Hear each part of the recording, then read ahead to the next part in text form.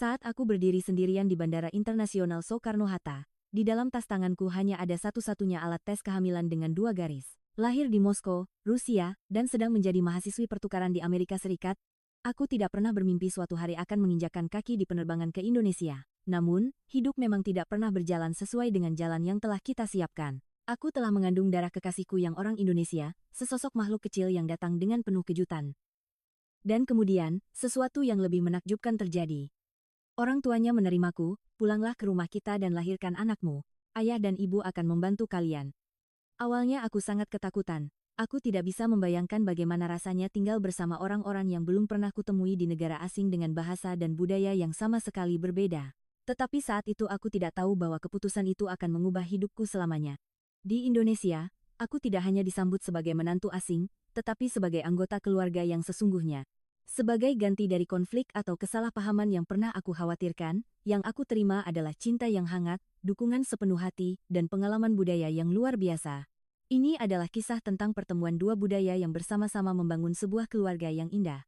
Aku akan menceritakan kepada kalian tentang perjalanan yang mengharukan dan cinta yang kutemukan di tanah air ini. Halo, aku Anastasia Ivanova, seorang gadis yang lahir dan besar di Moskow. Saat ini aku ingin berbagi dengan kalian kisah hidupku. Sebuah kisah yang terkadang aku sendiri masih tidak percaya itu nyata.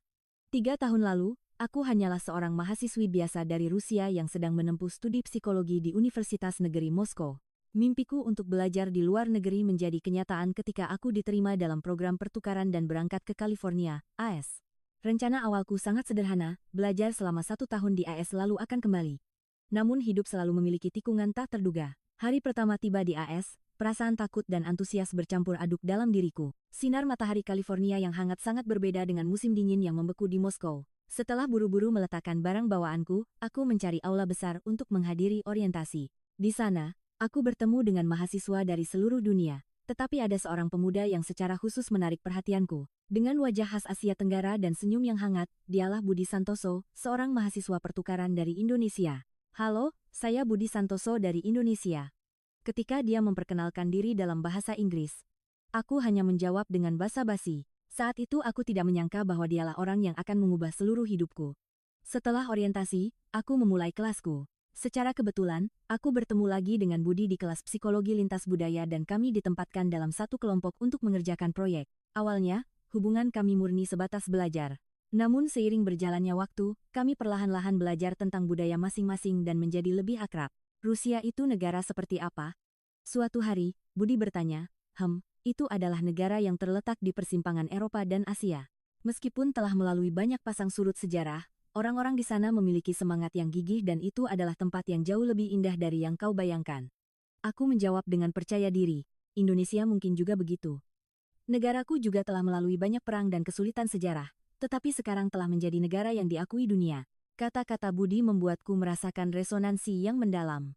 Begitulah kami menjadi semakin akrab melalui cerita-cerita tentang negara dan budaya kami masing-masing. Jalan-jalan akhir pekan di sekitar kampus, jam-jam belajar bersama di perpustakaan semakin sering, dan perasaan di antara kami tumbuh tanpa kami sadari. 4 bulan kemudian, pada suatu hari yang cerah, Budi membawaku ke sebuah restoran Indonesia. Itu adalah pertama kalinya aku mencicipi nasi goreng dan sate. Awalnya rasanya sedikit aneh, tetapi aku dengan cepat terpikat oleh rasanya yang kaya dan lembut. Masakan Indonesia seperti sebuah trailer yang menarik tentang kehidupanku di masa depan. Anya, apakah kamu ingin sekali-kali datang ke Indonesia? Budi tiba-tiba bertanya, tentu saja, suatu hari nanti aku sangat ingin ke sana. Aku sudah menonton beberapa film dari Indonesia dan menurutku itu negara yang sangat indah. Aku tersenyum menjawab. Sejak hari itu, kami resmi menjadi sepasang kekasih dan menghabiskan lebih banyak waktu bersama. Kami saling mengajari bahasa kami, bersama-sama memasak hidangan tradisional dari kampung halaman kami. Budi sangat menyukai pelmeni dari Rusia. Sedangkan aku tergila-gila dengan rasa semur daging dan sayur asam. Ketika program pertukaran akan berakhir, kami dihadapkan pada kekhawatiran akan perpisahan. Aku harus kembali ke Rusia, sedangkan Budi harus pulang ke Indonesia. Tetapi pada hari-hari terakhir di AS, Budi membuat tawaran yang luar biasa.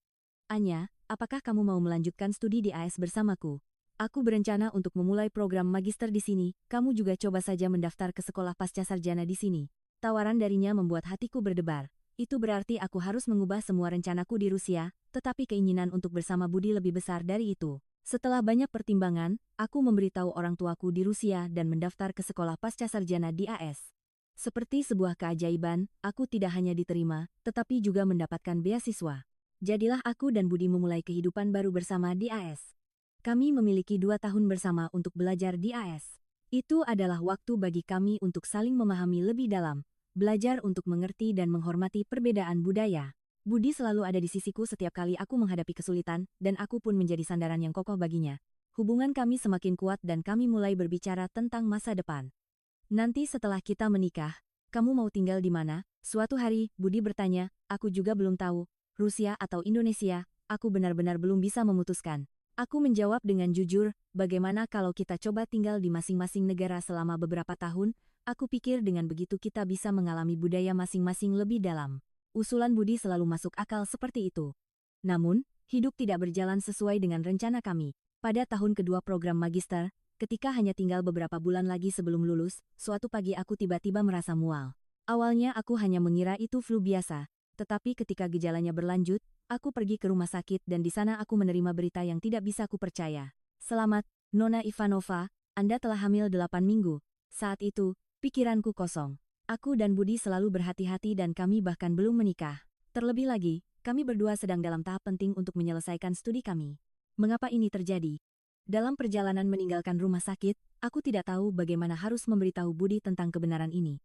Malam itu, dengan hati yang gemetar, aku menemuinya. Ketika aku memberitahukan bahwa aku hamil, ekspresinya membeku sejenak, tapi kemudian senyum cerah muncul di wajahnya. Benarkah, sayang? Kita akan menjadi orang tua? Reaksi Budi jauh lebih positif dari yang kubayangkan. Tapi kita masih mahasiswa, bagaimana sekarang? Aku masih bingung. Jangan khawatir, Anya, kita akan menyelesaikan semuanya bersama. Pertama-tama, kita harus memberitahu orang tua kita. Budi menggenggam tanganku erat. Malam itu kami melakukan panggilan video ke keluarga kami. Orang tuaku di Rusia awalnya sangat terkejut, tetapi kemudian mereka mengatakan akan selalu mendukungku. Namun, reaksi yang lebih menakjubkan datang dari orang tua Budi di Indonesia. Jangan khawatir. Budi, Anya, sekarang saatnya kalian fokus pada studi kalian. Urusan anak biar ayah dan ibu yang urus, pulanglah ke Indonesia, nak. Ibu Budi berkata dengan hangat. Kata-kata itu membuatku tidak bisa menyembunyikan keterkejutanku. Aku belum pernah bertemu mereka, seorang menantu asing menerima tawaran seperti itu.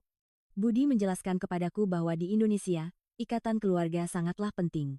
Orang tuanya, meskipun memiliki nilai-nilai tradisional, pada saat yang sama juga sangat terbuka dan hangat. Tapi aku tidak bisa berbahasa Indonesia, juga tidak begitu mengerti budaya Indonesia. Bagaimana denganmu, Budi? Aku masih memiliki banyak kekhawatiran. Jangan khawatir, ayahku dulu seorang guru bahasa Inggris. Ibuku juga bisa sedikit. Dan aku, setelah lulus aku akan segera pulang ke Indonesia. Kita hanya akan berpisah beberapa bulan saja. Kata-kata Budi perlahan membantuku mempersiapkan diri secara mental. Dan begitulah, aku dihadapkan pada keputusan terpenting dalam hidupku. Meskipun takut memikirkan harus tinggal di negara asing dengan orang-orang yang belum pernah kutemui untuk melahirkan dan membesarkan seorang anak pada saat yang sama. Pikiran tentang awal yang baru bagi Budi dan anak kami memberiku keberanian. Dan saat itu aku sama sekali tidak tahu bahwa keputusan ini akan mengubah hidupku secara dramatis. Sebulan setelah membuat keputusan, aku sudah duduk di pesawat menuju Indonesia. Hamil 3 bulan. Meskipun masih mual di pagi hari, aku cukup sehat untuk penerbangan jauh. Budi masih harus tinggal untuk menyelesaikan tesisnya, jadi aku harus pergi sendiri. Di pesawat, aku terus bertanya pada diri sendiri, apakah aku telah membuat pilihan yang tepat. Pergi ke negara yang sama sekali asing, sendirian, sungguh menakutkan. Tetapi cerita Budi tentang orang tuanya sedikit menenangkanku. Jangan khawatir, ayah dan ibuku adalah orang-orang yang sangat luar biasa. Ayahku adalah seorang pensiunan guru bahasa Inggris, dan ibuku dulu mengajar sastra di sekolah. Keduanya sangat terbuka dan pengertian. Kata-katanya sebelum aku pergi terus terngiang di kepalaku. Ketika tiba di Bandara Internasional Soekarno-Hatta, aku melangkah ke lobi kedatangan dengan perasaan gugup.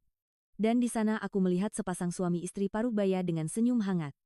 Merekalah orang tua Budi, kamu Anya, kan? Senang sekali bertemu denganmu, nak. Selamat datang di keluarga kami. Ayah Budi menyapaku dengan bahasa Inggris yang fasih.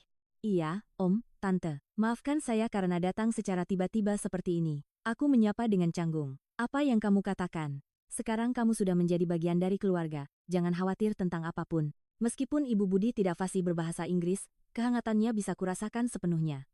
Meninggalkan bandara, kami bepergian dengan mobil. Pemandangan Indonesia di luar jendela berbeda dari yang kubayangkan. Gedung-gedung modern Jakarta, lalu lintas yang ramai, dan papan-papan reklame yang berwarna-warni di mana-mana. Aku tiba-tiba teringat adegan-adegan dalam film Indonesia yang pernah kutonton. Maaf, kita akan tinggal di Jakarta berapa lama? Aku bertanya dengan malu-malu. Oh, kita tidak tinggal di Jakarta, nak. Rumah kita di sebuah kota kecil di Provinsi Jawa Barat. Budi tidak memberitahumu? Ayah Budi menjawab. Kata-kata itu mengejutkanku. Aku ingat Budi mengatakan orang tuanya tinggal di dekat Jakarta. Atau aku salah paham. Tapi karena sudah sampai di sini, aku tidak bisa kembali lagi. Aku diam-diam melihat keluar jendela, membayangkan kehidupan yang akan datang. Setelah sekitar 2 jam perjalanan di jalan tol, kami tiba di sebuah kota kecil yang damai. Rumah orang tua Budi adalah rumah modern, tetapi di sekelilingnya ada kebun rambutan, sawah, dan beberapa rumah tua beratap genting. Bagi seseorang yang terbiasa dengan kehidupan kota Moskow yang ramai sepertiku, ini adalah pemandangan yang sangat asing. Budi besar di sini? Aku bertanya dengan penasaran. Benar, dia sekolah di sini sampai lulus SMA. Baru kemudian kuliah di Jakarta di Universitas Indonesia. Ibunya menjelaskan, memasuki rumah, interior yang ditata rapi dengan gaya modern Indonesia menyambutku. Ruang tamu memiliki satu set sofa besar, sebuah televisi, dan di dinding tergantung penuh dengan foto-foto keluarga, termasuk foto Budi saat masih kecil. Melihat senyum manisnya saat kecil. Tanpa sadar aku membayangkan senyum anak kami nanti. Ini kamarmu. Ibu sudah menyiapkannya, kata ibunya sambil membawaku ke sebuah kamar di lantai 2. Kamar itu lebih luas dari yang kukira dan sangat bersih. Ada tempat tidur, meja, dan lemari kecil. Dari jendela, aku bisa melihat pemandangan kota yang damai. Yang paling menarik perhatianku adalah box bayi kecil yang diletakkan di samping tempat tidur. Mereka telah menyiapkan perlengkapan bayi untukku. Terima kasih banyak, Tante, Om. Aku berkata dengan terharu. Ibu pikir ini masih terlalu dini, tapi lebih baik disiapkan terlebih dahulu. Kalau butuh apa-apa, bilang saja ya, nak. Ibunya menggenggam tanganku erat. Malam itu kami makan malam bersama. Masakan Indonesia yang dimasak sendiri oleh Ibu Budi terasa kaya dan jauh lebih lezat daripada yang pernah kumakan di AS. Semur daging, sayur asem, dan banyak lauk pauk lainnya. Awalnya aku sedikit terkejut dengan rasanya, tetapi kemudian dengan cepat aku jatuh cinta. Apakah masakan Indonesia sesuai dengan seleramu, nak? Ayah Budi bertanya. Sangat lezat. Di AS saya juga sering makan masakan Indonesia, tetapi belum pernah makan yang selezat ini. Aku menjawab dengan tulus, ibu hamil membutuhkan diet khusus. Mulai besok, ibu akan menyiapkan makanan yang baik untuk kesehatanmu. Ibunya tersenyum. Setelah makan, Ayah Budi bertanya padaku, Anya, di Rusia, apa yang biasanya dilakukan orang saat hamil? Apakah ada adat istiadat khusus? Aku menceritakan kepada mereka tentang budaya kehamilan di Rusia, tentang pertemuan keluarga untuk mendoakan bayi, makanan khusus, dan tradisi untuk selalu menyiapkan hadiah kerajinan tangan pertama untuk anak. Begitu ya, di Indonesia juga ada kepercayaan tersendiri untuk wanita hamil. Selama kehamilan, disarankan untuk menjaga semangat tetap gembira, melihat hal-hal yang indah. Ayahnya menjelaskan. Malam itu, berbaring di kamar baru, aku banyak berpikir, negara asing, rumah asing, dan mertua yang masih sedikit canggung. Tapi sambutan hangat mereka perlahan membuka hatiku. Aku mengirim email kepada orang tuaku di Rusia, memberitahu bahwa aku telah tiba dengan selamat dan juga meninggalkan pesan untuk Budi. Ayah dan ibumu benar-benar orang-orang yang luar biasa. Awalnya aku sangat khawatir, tetapi sekarang aku merasa jauh lebih tenang. Aku harap kamu segera pulang menemuiku. Keesokan paginya, aku terbangun oleh kicauan burung. Tumbuh di kota, pengalaman ini sangat baru dan menyenangkan bagiku. Aku membuka jendela, udara segar masuk ke kamar, dan di kejauhan tampak pemandangan sawah dan pegunungan. Tidurmu nyenyak, nak? Suara Ibu Budi terdengar dari lantai bawah. Iya, Bu, saya tidur nyenyak sekali. Aku turun dan menjawab. Sarapan adalah kejutan lain. Di AS, aku biasanya hanya makan sereal atau roti panggang. Tetapi Ibu Budi telah menyiapkan nampan berisi nasi uduk, ayam goreng, dan sayur. Di Indonesia, orang-orang sarapan sebanyak ini, aku bertanya dengan heran. Tentu saja, nak. Terutama ibu hamil harus makan cukup nutrisi. Ini sayur daun katuk. Di Indonesia, wanita setelah melahirkan sering makan ini. Banyak zat besi dan baik untuk ASI. Ibunya menjelaskan. Setelah sarapan, Ayah Budi mengajakku jalan-jalan keliling kota. Biar ayah antar kamu jalan-jalan. Kota kita kecil saja, tapi banyak tempat indah. Kami berjalan-jalan bersama, melewati toko-toko kecil, sekolah setempat, dan balai budaya kota. Ayahnya menjelaskan dengan seksama tentang sejarah dan ciri khas tempat ini. Yang mengejutkan, orang-orang di sini tidak terlihat terlalu terkejut melihatku, bahkan banyak yang ramah menyapa. Apakah orang-orang di sini sudah terbiasa dengan orang asing? Aku bertanya. Belakangan ini di pedesaan juga banyak pasangan pernikahan internasional. Di kota kita juga ada beberapa orang asing yang tinggal, awalnya semua canggung, tapi lama-kelamaan menjadi seperti keluarga sendiri. Kata-kata ayah Budi membuatku merasa sedikit lebih tenang. Dalam perjalanan pulang setelah jalan-jalan, kami singgah di sebuah kedai teh kecil.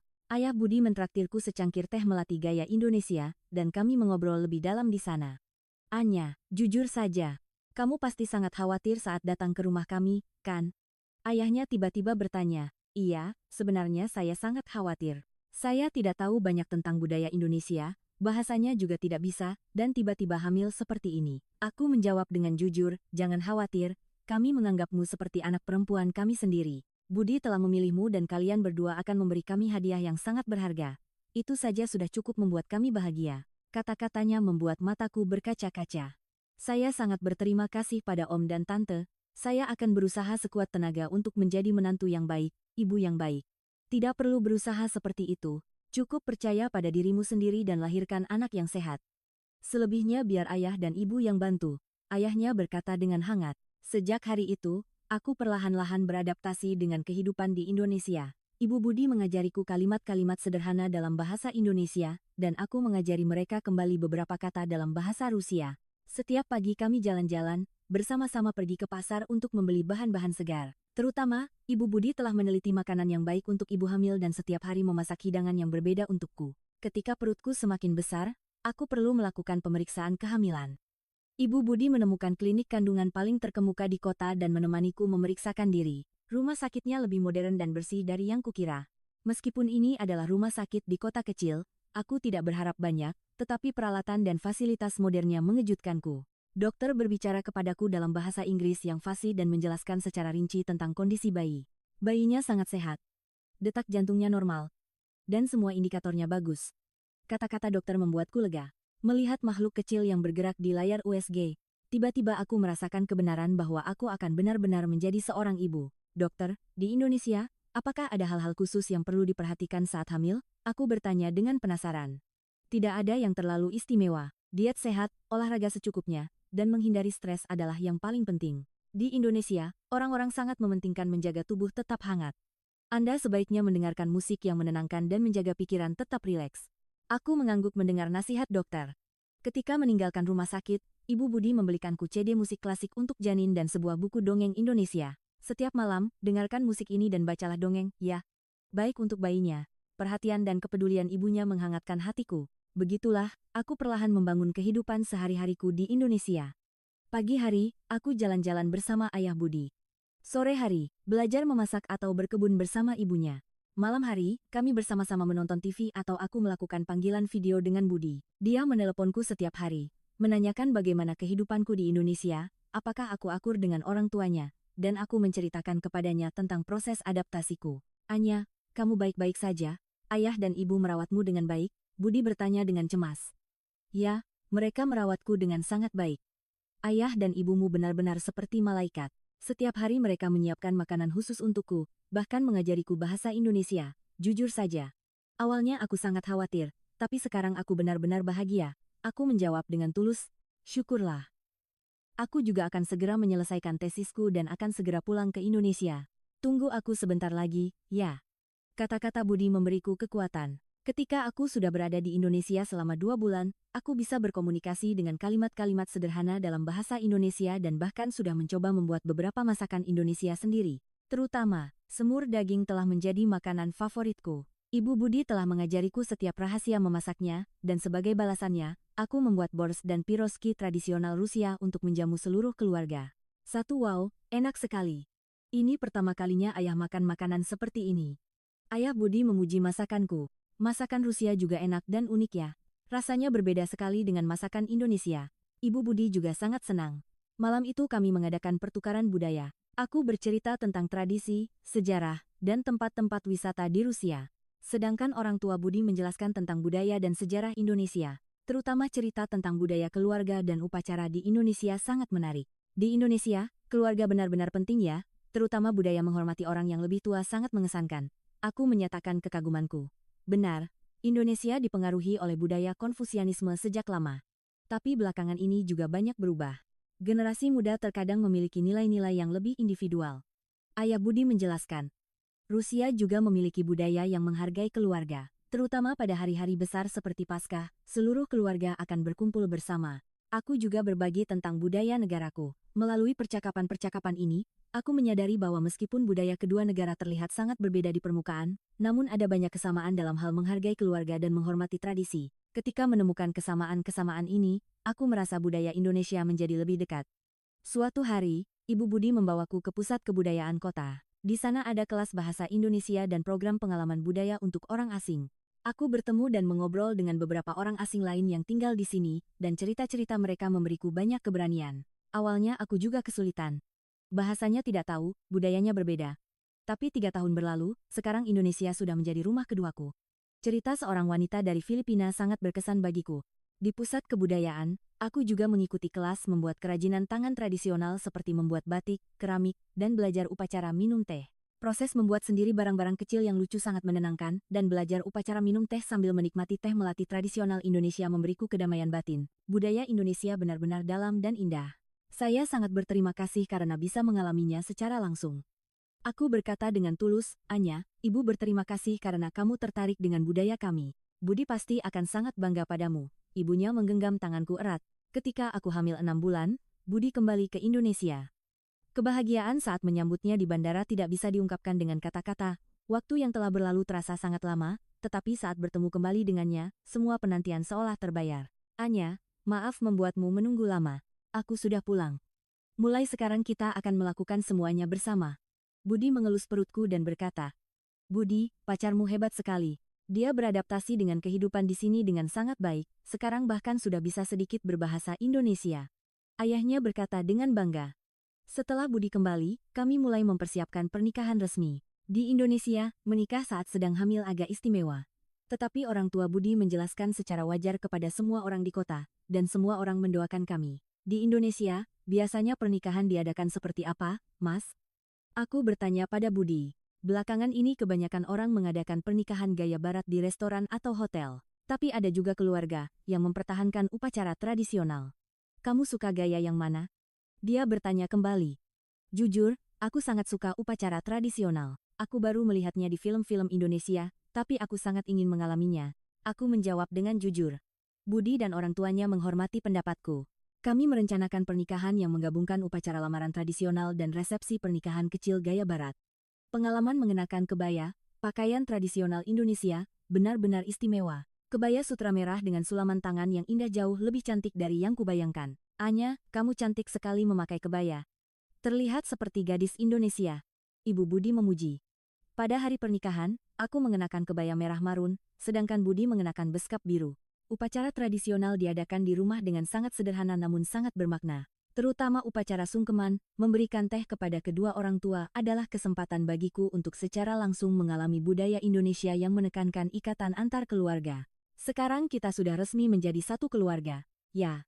Budi menggenggam tanganku dan berkata setelah upacara selesai. Setelah itu, resepsi pernikahan kecil diadakan di sebuah restoran dengan dihadiri oleh kerabat, tetangga, dan teman-teman Budi. Semua orang dengan hangat mendoakan, terutama para istri asing lainnya juga datang dan memberiku semangat. Hidup di Indonesia terkadang akan ada kesulitan, tetapi selama kamu bisa merasakan kehangatan orang-orang di sini, pada akhirnya kamu akan merasa bahagia. Seorang wanita Tionghoa menasihatiku, setelah pernikahan, kami memutuskan untuk terus tinggal bersama orang tua Budi. Hari persalinan sudah dekat dan kami membutuhkan bantuan orang tua yang berpengalaman untuk merawat anak pertama kami. Budi mendapatkan pekerjaan di kota terdekat dan setiap hari pergi bekerja untuk membangun keluarga kecil kami. Ketika aku hamil 8 bulan, orang tuaku dari Rusia datang ke Indonesia untuk mengunjungiku sebelum hari persalinan. Untuk pertama kalinya kedua keluarga bertemu. Meskipun ada kendala bahasa, pemandangan mereka berkomunikasi dengan sepenuh hati sangat mengesankan. Terima kasih telah merawat putri kami dengan sangat baik. Ayahku berkata dengan bahasa Inggris yang masih terbata-bata. Kami juga sangat senang Anya menjadi menantu keluarga kami, nanti kami mohon bantuannya lebih banyak lagi. Ayah Budi menjawab dengan hangat, orang tua kedua belah pihak tiba-tiba menjadi sangat akrab. Terutama, kedua ayah menemukan hobi yang sama yaitu berkebun dan memancing, sehingga setiap hari mereka menghabiskan waktu bersama. Kedua ibu saling bertukar resep masakan dan berinteraksi budaya melalui makanan. Pemandangan sup solyanka tradisional Rusia dan sayur lodeh Indonesia muncul bersamaan di satu meja makan benar-benar istimewa. Satu orang tuamu orang-orang yang luar biasa. Sekarang kita benar-benar telah menjadi satu keluarga internasional. Budi berkata dengan bahagia. Selama orang tua kami tinggal bersama, kami mengunjungi beberapa tempat wisata di Indonesia. Kami mengunjungi Monas dan Kota Tua di Jakarta, Kawah Putih di Bandung, dan Candi Borobudur untuk memperkenalkan keindahan Indonesia kepada orang tuaku. Indonesia benar-benar negara yang indah. Pemandangan modern dan tradisional yang berdampingan sangat mengesankan. Ibuku mengagumi. Pada hari terakhir perjalanan, kami menginap di sebuah hotel di Jakarta. Malam itu, ayahku tiba-tiba mengeluh sakit dada. Awalnya kami hanya mengira itu gangguan pencernaan biasa, tetapi rasa sakitnya semakin hebat dan dia mulai berkeringat dingin. Menyadari situasinya serius, kami segera menelepon ambulans 119. Ayah, tidak apa-apa, ambulans akan segera datang. Aku memegang tangan ayah dengan cemas, sungguh menakjubkan. Hanya 8 menit setelah menelepon, ambulans sudah tiba. Petugas medis dengan cepat memeriksa kondisi ayahku dan membawanya ke rumah sakit Cipto Mangunkusumo terdekat. Ketika tiba di rumah sakit, para dokter sudah menunggu dan segera melakukan pemeriksaan. Keluarga, hasil EKG dan tes darah menunjukkan adanya dugaan serangan jantung, perlu segera dioperasi. Dokter menjelaskan dalam bahasa Inggris dan ayahku pun dibawa ke ruang operasi darurat, sementara kami menunggu dengan cemas. Selama proses itu, orang tua Budi membantu kami mengurus administrasi rumah sakit, berkomunikasi dengan staf medis, dan menghiburku dan ibuku. Jangan khawatir, Anya, rumah sakit ini terkenal dengan perawatan jantungnya. Ayahmu sedang ditangani oleh dokter-dokter terbaik. Ayah Budi menghiburku. Beruntung, operasinya berhasil. 3 jam kemudian, ayahku dipindahkan ke ruang perawatan intensif untuk beristirahat. Dokter menjelaskan bahwa berkat pertolongan pertama yang cepat, kerusakan serius dapat dihindari. Syukurlah, aku tidak menyangka sistem medis Indonesia seefisien ini. Ibuku bernapas lega. 2 hari kemudian, ayahku sadar sepenuhnya dan dipindahkan ke ruang perawatan biasa. Kata-katanya saat itu terukir dalam di benakku. Anya, ayah tidak berani membayangkan apa yang akan terjadi jika ayah tidak sedang berada di Indonesia. Berkat sistem gawat darurat yang cepat dan tim medis yang profesional di sini, nyawa ayah terselamatkan. Sekarang ayah bisa tenang saat kamu melahirkan dan membesarkan anak-anak di negara seperti ini. Setelah kejadian itu, persepsi orang tuaku tentang Indonesia berubah total. Awalnya mereka khawatir melepaskan putri mereka ke negara timur yang jauh dan asing. Tetapi sekarang mereka telah secara langsung mengalami sistem yang canggih dan kehangatan manusia Indonesia. Anya, ayah dan ibu percaya kamu akan hidup bahagia di Indonesia, dengan keluarga yang luar biasa seperti ini di sampingmu. Ayah dan ibu tidak perlu khawatir lagi. Ibuku berkata kepadaku sebelum kembali ke Rusia setelah ayahku keluar dari rumah sakit. Akhirnya hari perkiraan lahir pun tiba. Aku dan Budi masuk ke rumah sakit internasional yang telah kami pilih sebelumnya. Budaya melahirkan di Indonesia sangat berbeda dengan di Rusia. Yang paling membuatku terkejut adalah sistem perawatan pasca melahirkan yang sangat teliti. Di Indonesia, ibu yang baru melahirkan biasanya menjalani masa nifas selama sekitar 1 bulan. Selama waktu ini, keluarga akan merawat ibu dan bayi dengan sangat hati-hati. Budi menjelaskan, masa nifas, aneh sekali. Di Rusia, setelah melahirkan biasanya langsung pulang ke rumah dan keluarga yang merawat. Aku tidak bisa menyembunyikan keterkejutanku. Proses persalinan di rumah sakit juga sangat profesional. Dokter dan perawat yang bertugas semuanya bisa berkomunikasi dalam bahasa Inggris dan menjelaskan secara rinci proses persalinan kepadaku, membuatku merasa tenang. Kehadiran Budi di sisiku selama proses persalinan juga menjadi sumber penghiburan yang besar. Setelah 12 jam kontraksi, aku melahirkan seorang bayi perempuan yang sehat. Bayi itu lahir dengan berat 3,2 kg, menangis dengan kencang, dan tim medis memastikan semua tes normal. Anya, kamu hebat. Kamu sudah berjuang keras. Budi meneteskan air mata sambil memegang tanganku. Saat memeluk putriku, perasaan bahagia yang dibawakan oleh makhluk kecil itu tidak bisa diungkapkan dengan kata-kata. Saat itu, semua kesulitan dan kekhawatiran sirna, hanya tersisa cinta. Kita beri nama siapa dia, Mas? Aku bertanya pada Budi. Bagaimana kalau kita memberinya satu nama Rusia dan satu nama Indonesia untuk menghormati kedua budaya? Usulan Budi sangat berarti. Setelah berdiskusi, kami memutuskan untuk menamai putri kami Sofia Anindya. Sofia adalah nama yang umum di Rusia, sedangkan Anindya dalam bahasa Indonesia berarti sempurna, tanpa celah. Sebuah nama yang indah yang merupakan perpaduan dua budaya. Setelah 2 hari pemulihan dasar di rumah sakit, aku dibawa pulang dan memulai masa nifas sesuai tradisi Indonesia dengan perawatan penuh kasih dari ibu mertuaku. Di sini setiap hari kamu akan makan makanan khusus untuk ibu yang baru melahirkan dan ibu akan membantumu merawat bayi. Ibu mertuaku menjelaskan. Masa nifas benar-benar merupakan pengalaman istimewa. Dengan bantuan ibu mertuaku, aku berhasil menyusui bayiku dengan ASI dan mendapatkan lebih banyak kepercayaan diri dalam merawat bayi baru lahir. terutama sayur daun katuk, makanan tradisional untuk ibu yang baru melahirkan di Indonesia, meskipun dimakan setiap hari tidak pernah membosankan dan sangat membantuku memulihkan kesehatan. Andai saja di Rusia ada sistem seperti ini, sangat praktis dan sangat membantu. Aku benar-benar kagum. Setelah masa nifas berakhir, kami terus tinggal bersama orang tua Budi. Kakek dan neneknya sangat senang melihat cucu perempuan mereka dan telah mendekorasi kamar khusus untuk bayi. Anindya, kita sangat beruntung bisa belajar kedua budaya. Ibu Budi berkata sambil menggendong cucunya. Minggu-minggu pertama benar-benar tidak mudah.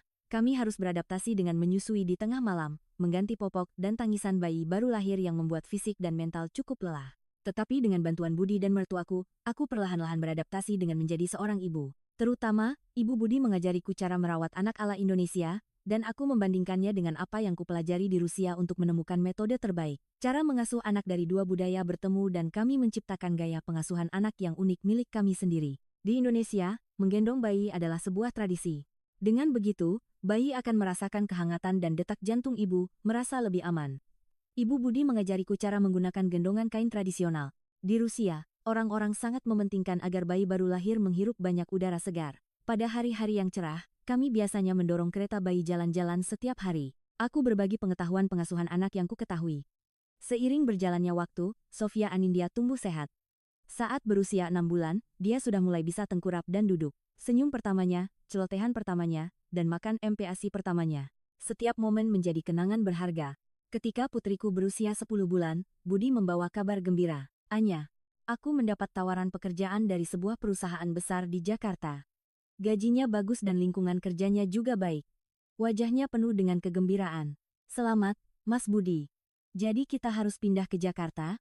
Aku senang, tetapi juga sedikit sedih memikirkan harus berpisah dari mertuaku. Iya, aku berencana mencari rumah di pinggiran Jakarta. Aku sudah bicara dengan ayah dan ibu, dan mereka bahkan menyemangati kita. Dia menjawab.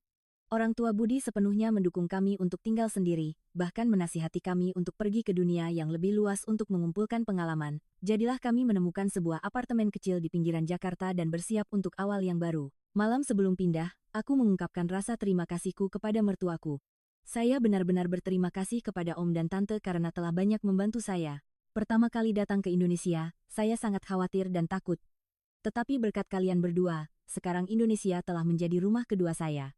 Kata-kata tulusku sepertinya membuat mereka terharu. Kami juga menganggapmu seperti putri kami sendiri. Kapanpun butuh bantuan, bilang saja pada ayah dan ibu, ya.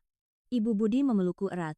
Kehidupan di Jakarta sama sekali berbeda dengan di pedesaan, gedung-gedung tinggi, orang-orang yang sibuk, dan denyut kehidupan kota yang tidak pernah tidur selama 24 jam, semuanya baru dan menarik. Budi memulai pekerjaannya di perusahaan besar, sedangkan aku fokus pada mengasuh anak dan memanfaatkan waktu untuk belajar lebih banyak bahasa Indonesia. Ketika sudah tinggal di Jakarta selama sekitar 6 bulan, ibu mertuaku memberikan usulan yang tak terduga. Anya, ibu masih selalu merasa bersalah karena kamu harus menunda studimu di AS. Sekarang Anindya juga sudah sedikit lebih besar, bagaimana kalau kamu menyelesaikan studimu? Ayah dan ibu bisa membantu merawat Anindya. Usulan itu membuatku tertegun, jujur saja, sejak melahirkan, aku telah mengesampingkan pikiran tentang studi. Tetapi kata-kata ibu mertuaku menghidupkan kembali mimpi yang telah kulupakan. Benarkah? Tapi bagaimana dengan Anindya? Aku ragu-ragu. Jangan khawatir.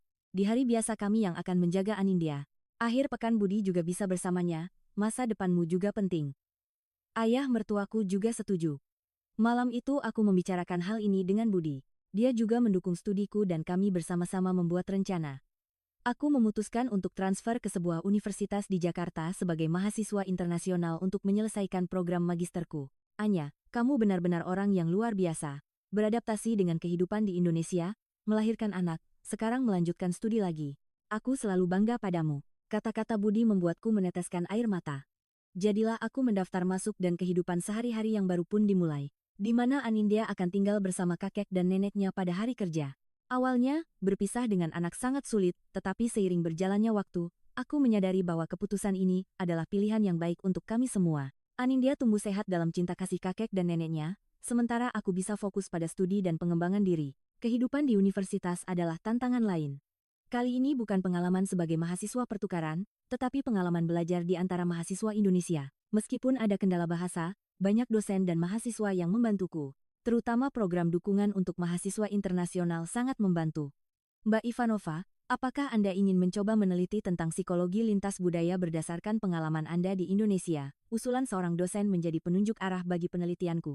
Jadilah aku mulai meneliti tentang tema adaptasi budaya dan pembentukan identitas. Penelitian berdasarkan pengalaman pribadiku menarik banyak perhatian. Terutama, aku mewawancarai orang-orang asing dari berbagai negara yang tinggal di Indonesia untuk mempelajari berbagai aspek adaptasi budaya. Awalnya aku juga merasa budaya Indonesia sangat asing. Tetapi seiring berjalannya waktu, aku belajar untuk menyeimbangkan antara dua budaya. Kesaksian seorang wanita Kanada yang kuwawancarai menjadi bagian penting dari penelitianku. Setelah 1 tahun belajar, aku lulus dengan predikat cum laude dan berkat rekomendasi dari dosen pembimbing, aku bahkan mendapat kesempatan untuk melanjutkan studi doktoral di universitas yang sama. Hari kelulusan dihadiri oleh Budi, mertuaku, dan Anindya yang saat itu sudah berusia 2 tahun, membuat hari itu semakin istimewa. Anya, aku benar-benar bangga padamu. Nanti kamu punya rencana apa? Budi bertanya setelah upacara kelulusan. Aku ingin menyelesaikan program doktoral dan di masa depan aku ingin menjadi konselor psikologis bagi orang-orang asing yang tinggal di Indonesia. Mungkin pengalamanku bisa membantu orang lain. Aku menjawab dengan suara penuh keyakinan. Seiring berjalannya waktu, keluarga kami telah sepenuhnya menetap di Indonesia. Anindya tumbuh besar, bisa berbicara bahasa Indonesia, bahasa Rusia, dan bahasa Inggris secara alami. Setelah menyelesaikan program doktoral, aku mulai bekerja di sebuah pusat konseling untuk keluarga multikultural. Budi juga dipromosikan di perusahaannya, menjadi manajer bisnis internasional dan terkadang ditugaskan untuk bekerja sama dengan cabang di Rusia. Ketika Anindya berusia 5 tahun, kami memutuskan untuk mengunjungi Rusia setelah sekian lama. Orang tuaku sudah beberapa kali datang ke Indonesia sebelumnya, tetapi kami pikir penting juga bagi Anindya untuk secara langsung mengalami budaya ibunya. Anindya, kita akan pergi ke negara tempat ibu lahir. Kamu akan bertemu kakek dan nenek dan mengunjungi tempat-tempat indah di Rusia. Aku menjelaskan dengan antusias. Iya, Bu. Aku akan bisa belajar lebih banyak bahasa Rusia, kan? Anindya sudah bisa menggunakan kedua bahasa secara alami. Ketika tiba di Moskow, hatiku dipenuhi dengan perasaan yang kompleks. Ada kegembiraan karena bisa menginjakan kaki di tanah air setelah sekian lama, tetapi juga ada sedikit keterkejutan ketika menyadari bahwa sekarang Indonesia telah menjadi lebih akrab. Anindya tampak penasaran dengan lingkungan baru. Sedangkan Budi dengan antusias mempelajari budaya dan sejarah Rusia. Anya, kampung halamanmu indah sekali. Alun-alun yang luas, gedung-gedung bersejarah, dan suasana yang semarak ini. Aku pikir bagus sekali Anindya bisa mengenal kampung halamanmu, kata Budi. Saat kami berjalan-jalan di kawasan kota tua Moskow, sebulan di Rusia berlalu begitu cepat. Kami tidak hanya tinggal di Moskow, tetapi juga berwisata ke kota-kota besar lainnya seperti Saint Petersburg dan Kazan. Anindya mendapatkan pengalaman budaya yang beragam seperti mencicipi masakan tradisional, menonton tarian rakyat, dan mendengarkan dongeng Rusia. Terutama dalam pertemuan dengan teman-teman masa kecilku dan keluarga mereka, Anindya dengan cepat berkenalan dan bermain bersama anak-anak mereka. Anya, putrimu luar biasa. Gambaran dia memahami dan menerima kedua budaya sangat mengesankan. Ana, sahabat lamaku, berkata dengan kagum. Itulah mungkin hal yang indah dari keluarga multikultural. Anindya bisa melihat dunia dengan perspektif yang lebih luas. Aku menjawab dengan bangga. Setelah kembali dari Rusia, Anindya menjadi lebih percaya diri dengan dua budayanya.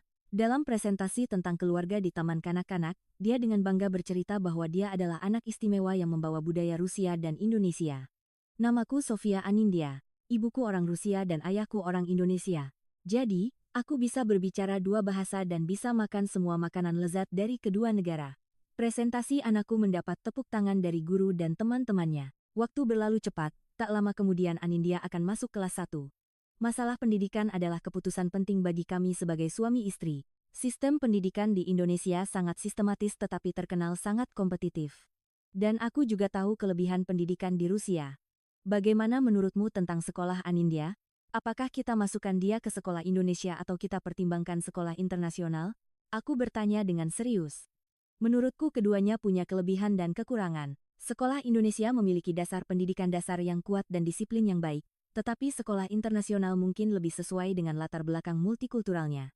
Budi juga menjawab dengan hati-hati. Kami mengunjungi beberapa sekolah dan mendengarkan pendapat para ahli pendidikan. Akhirnya kami memutuskan untuk memilih sebuah sekolah dasar negeri di Indonesia. Namun, setelah jam sekolah, kami mengikut sertakan anak kami dalam program-program Pusat Kebudayaan Internasional agar Anindya dapat terus memiliki pengalaman budaya yang beragam. Bagaimana sekolahmu, nak? Sudah seminggu pertama. Aku bertanya. Menyenangkan sekali, Bu. Teman-teman sering bertanya tentang Rusia. Aku bahkan menyanyikan lagu berbahasa Rusia untuk mereka. Jawaban ceria putriku membuatku tenang. Sementara Anindya beradaptasi dengan sekolah, aku mulai bekerja sebagai konselor psikologis di sebuah pusat dukungan untuk keluarga multikultural untuk mengembangkan karierku. Selain itu, secara khusus aku terlibat dalam pengembangan program untuk para istri asing dan anak-anak mereka yang berusaha beradaptasi dengan masyarakat Indonesia. Berkat Bu Anya, saya mendapatkan banyak keberanian. Seperti ibu, saya juga ingin beradaptasi dengan baik di masyarakat Indonesia. Kata-kata seorang wanita Indonesia yang menikah dengan pria Prancis yang kukonseling memberiku perasaan pencapaian yang luar biasa. Sesi konseling berdasarkan pengalaman dan latar belakang akademisku telah membantu banyak orang dan aku perlahan-lahan diakui di bidang ini. Setahun kemudian, aku bahkan diundang menjadi dosen tamu, mengajar psikologi multikultural di sebuah universitas di Jakarta. Hari ini saya akan berbicara tentang proses pembentukan identitas dan adaptasi budaya. Berdasarkan pengalaman pribadi dan penelitian saya ingin berbagi tentang tantangan yang dihadapi dalam proses adaptasi dengan budaya yang berbeda dan cara mengatasinya. Kuliah pertamaku dalam bahasa Indonesia, meskipun sedikit gugup, tetapi reaksi antusias dari banyak mahasiswa memberiku perasaan pencapaian yang luar biasa. Melalui kegiatan-kegiatan seperti itu, aku tidak lagi hanya menjadi orang asing yang tinggal di Indonesia, tetapi telah mendapatkan identitas sebagai anggota yang berkontribusi bagi masyarakat Indonesia. Dan dalam proses itu, dukungan Budi selalu menjadi sumber kekuatan yang besar. Pekerjaan yang kamu lakukan benar-benar sangat berarti. Kamu memberikan harapan bagi banyak orang. Dorongan Budi adalah motivasi yang membantuku mengatasi semua kesulitan. Sementara itu, Anindya telah beradaptasi dengan baik dan tumbuh dewasa di sekolah dasar. Dia tidak hanya berprestasi di bidang akademik, tetapi juga menunjukkan bakat besar dalam menggambar dan mengarang cerita. Dalam gambar-gambarnya selalu ada unsur Indonesia dan Rusia, dan tokoh utama dalam cerita-ceritanya sering berpetualang bolak-balik antara kedua negara. Bu, ini putri pemberani yang kugambar. Dia memakai kebaya Indonesia dan pergi menyelamatkan sebuah kastil di Rusia. Ketika Anindya dengan bangga memamerkan gambarnya, aku terharu dengan imajinasinya dan cara dia membentuk identitas budayanya sendiri. Ketika Anindya naik ke kelas 3, sekolah mengadakan acara Hari Budaya Dunia.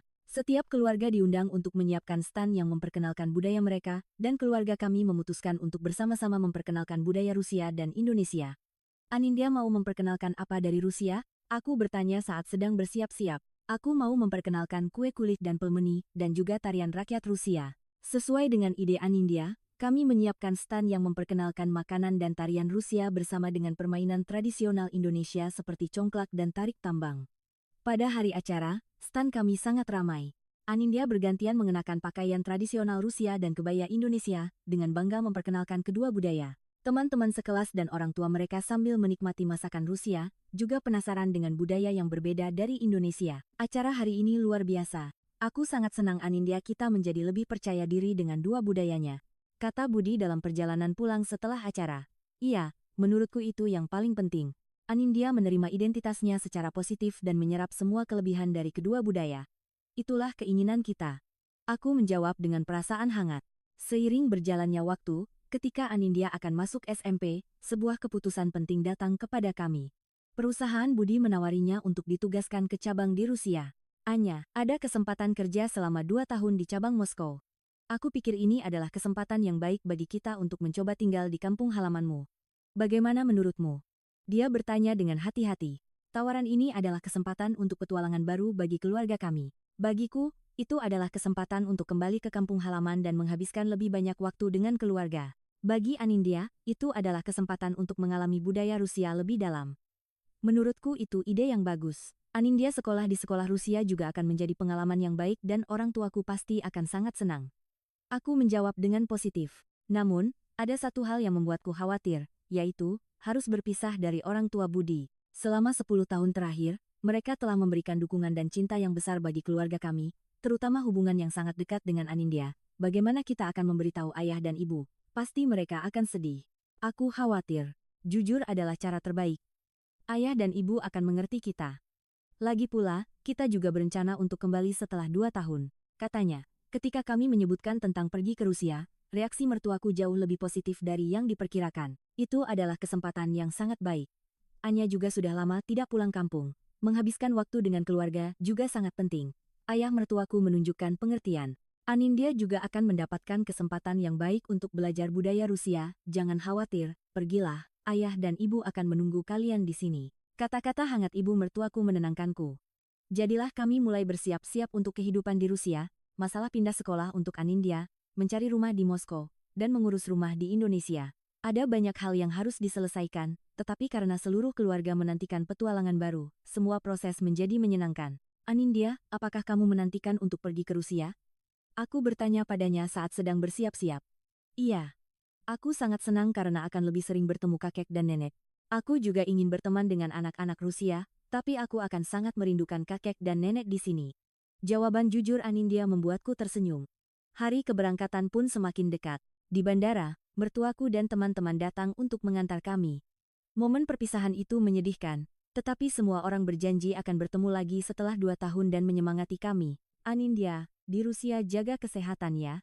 Belajar banyak hal ya, nak, kakek dan nenek akan selalu mendukungmu. Ibu mertuaku memeluk Anindya erat. Om, tante jangan khawatir, kami akan sering menghubungi dan melakukan panggilan video. Aku berjanji pada mertuaku.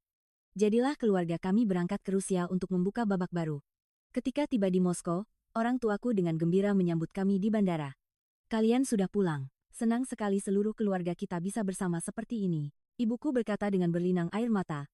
Anindya, sini. Kakek sudah menyiapkan hadiah untukmu. Ayahku terlihat jauh lebih sehat dan aku tahu dia telah menyiapkan hadiah untuk cucunya. Kehidupan di Moskow pada awalnya sedikit asing bagi Budi, ada kendala bahasa dan perbedaan budaya, tetapi dia dengan cepat beradaptasi. Terutama dia sangat tertarik pada masakan dan tempat-tempat bersejarah di Rusia. Setiap akhir pekan kami mengunjungi berbagai kota dan tempat wisata untuk menjelajahi Rusia. Anya, kampung halamanmu indah sekali, gedung-gedung bersejarah, alam, dan kehangatan orang-orangnya.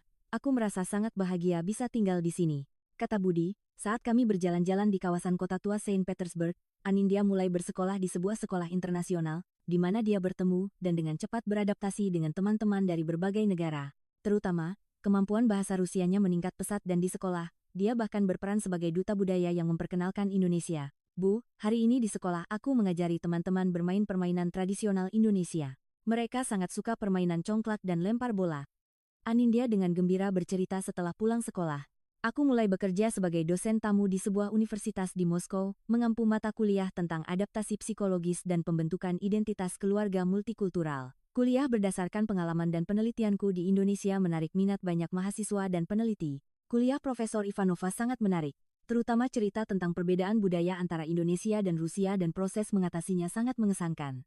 Umpan balik dari seorang mahasiswa memberiku perasaan pencapaian yang luar biasa. 2 tahun di Rusia adalah waktu yang istimewa bagi keluarga kami. Budi telah belajar budaya bisnis Rusia dan membangun hubungan baru.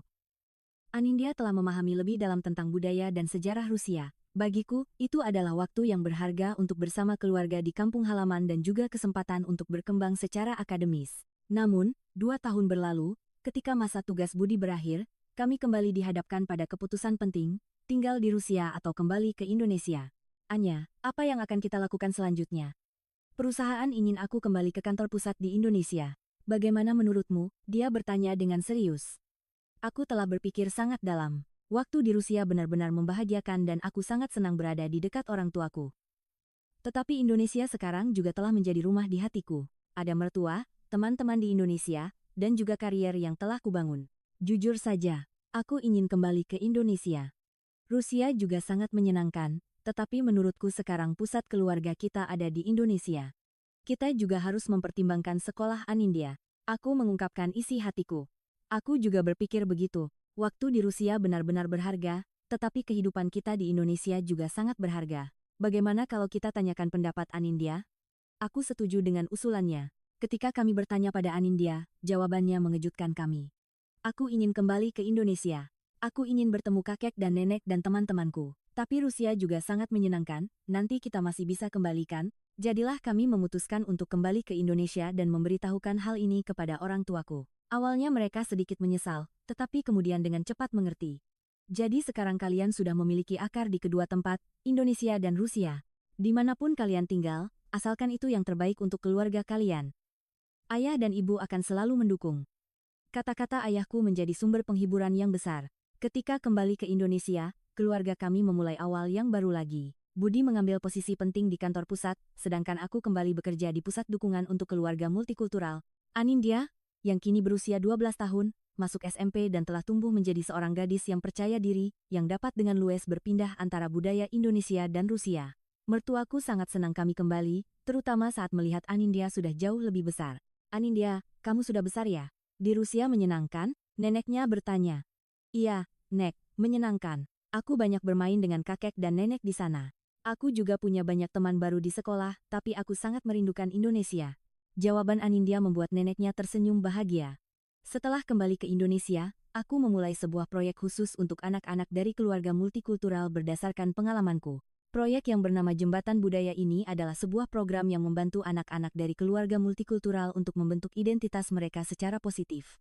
Anak-anak dari keluarga multikultural sering mengalami krisis identitas. Mereka tidak yakin termasuk dalam budaya mana dan terkadang harus menghadapi diskriminasi dan prasangka. Tetapi budaya ganda sebenarnya bisa menjadi kekuatan besar. Program kami membantu anak-anak menemukan dan bangga dengan kekuatan ini.